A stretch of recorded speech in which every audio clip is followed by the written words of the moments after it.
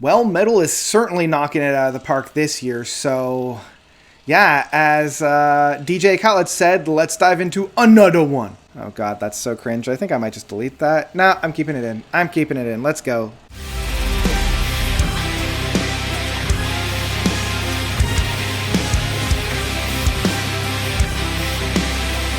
Metanoia from Persefone. And looking back on my last album review of Persefone, I kept calling them Persefone because I didn't realize that it was Persefone, but yeah, we live and learn. We live and learn. So, Metanoia is the sixth studio album from the kind of extreme tech death metal, progressive death metal group from Andoria, forming in Andoria in 2001, putting out kind of a lot of really big staple albums.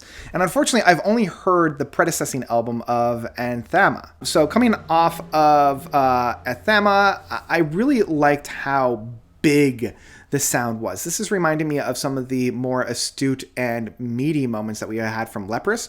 And even speaking of Leprous, and R. Solberg from Leprous lends his vocals on the introductory track, the title track of Metanoia. And it opens up with such a brilliant slow build that really does set the stage, which then just explodes within the second track of Catabasis. This is one of the kind of the best moments of progressive metal that I've heard all year. That is also followed up with the sixth track of Merkabaha, which is also kind of reprised in Merkaba. Love that these two tracks really do mirror one another in providing such a brilliant soundscapes within the synths that we have from Miguel Espinoza, which is being led by Sergi Verdiger on drums, helped with Tony Mester on bass. Loving how brutal the rhythm sections that these boys are able to lay down with such high atmospheres of the keyboards. And this is something that Leprous was really, really good at, that they've kind of left behind, that now Persefone is able to kind of come in and fill that need that I feel like we've been needing. And I also love just how technical these boys are. Like on the third track of Architecture of the Eye, they're using a lot of the very genty techniques without having to rely on the gent drops that I feel like a lot of these bands are doing. Like very similar to Tesseract, very similar to Periphery in terms of being very technical in their playing styles, but using that as the atmosphere for the for the track overall, rather than just allowing it to be like bow, bow, using the gent drops as a crutch. They're actually using this as a setting for the music to take place. And Architecture of the Eye, I haven't mentioned the lead vocalist of Mark Martins. Man, he is able to both reach those high heavenly sounds, but also the deep guttural growls, and being able to really balance both. I feel like a lot of singers are able to get some really juicy growls, but then kind of waver a little bit on the softer side of things, or they're really melodic and very beautiful in the softer things, but then don't quite have that same gut punch that I'm expecting with a growl. And I feel like Mark is able to really blend both of them, and it's definitely found with Architecture of the Eye. And honestly, one of the things that I really love is how soundscapey these tracks are. Like the fourth track of Leap of Faith sounds like it could either be used as a movie trailer soundtrack or a video game soundtrack. It's very cinematic. It's very soundscapey. And a lot of that is just the blendings of the keyboards from Miguel and the double guitars of Carlos and Philippe. The combination of how these guys are able to blend their sounds, again, it creates a very soundscapey, very cinematic image. Even within this instrumental piece, I can't help but love it. And within all this, it's how they're also able to tie everything together, like Aware of Being Watched, which features Meredith Solvid. Man, her singing is just jaw-dropping. Like, it's very angelic. It's very ethereal. It's reminding me of tracks from, like, Apocalyptica or Nightwish, and blending in this more operatic style of music that creates a very gothic, very haunting singing styles. And I love how this track is able to blend some of those more haunting, somber moments that we had from the title track as well as Leap of Faith with some of the more hard-hitting and brutal moments of Architecture of the Eye and Catabasis.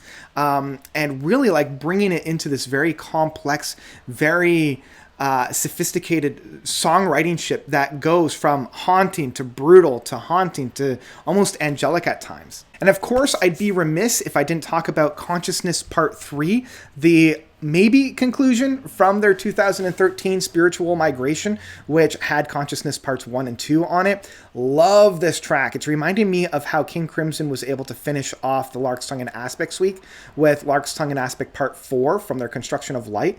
Love this track. I mean, I was jaw-dropped at how intense, how symphonic this all sounded within a very tech death metal presentation. And I mean, symphonic isn't necessarily a word that I would use for a lot of these styles of music, but it's very symphonic, it's very heavenly, it's very gothic at times, where we're using so much of that technical, meticulously plotted out soundscapes that we have from that tech genty style of music.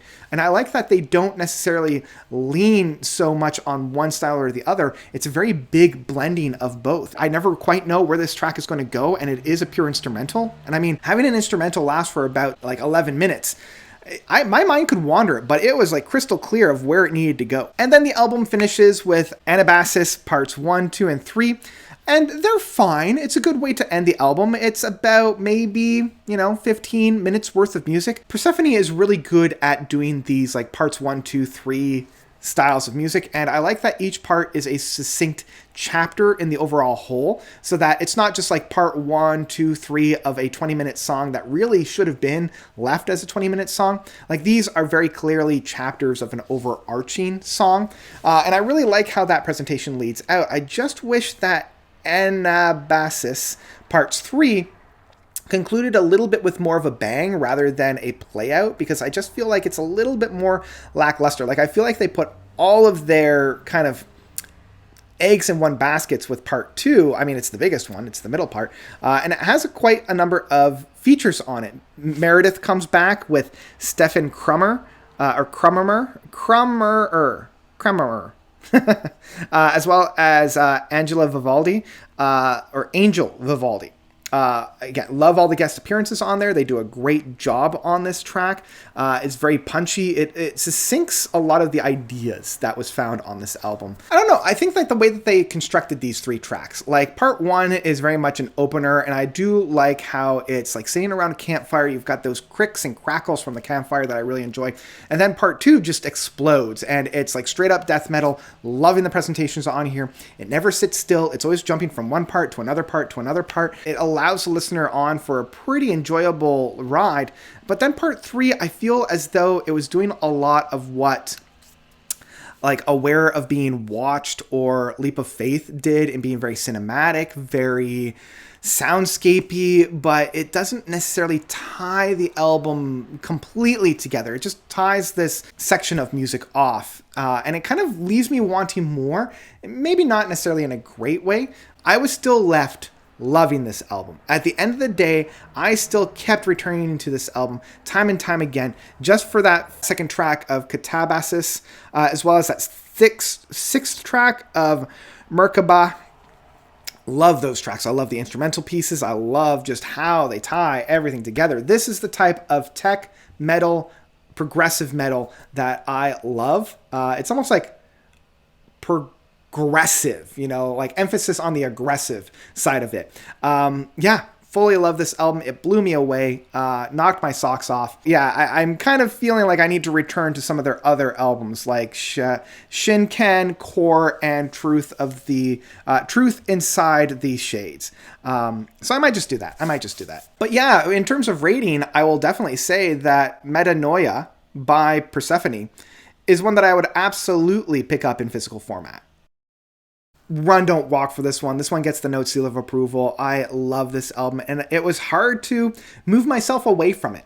I kept coming back to it time and time again, and that really is the moniker of a brilliant album, when it's hard for me to move away from it. So there you go. That's my thoughts of Metanoia from Persefone. What did you guys think about this album? Did you love it? Did you hate it? Whatever you thought, please let me know by commenting down below. And that's all I've got for you guys today. So thank you all so much for watching. As always, you guys are definitely the best. And until next time, notes out.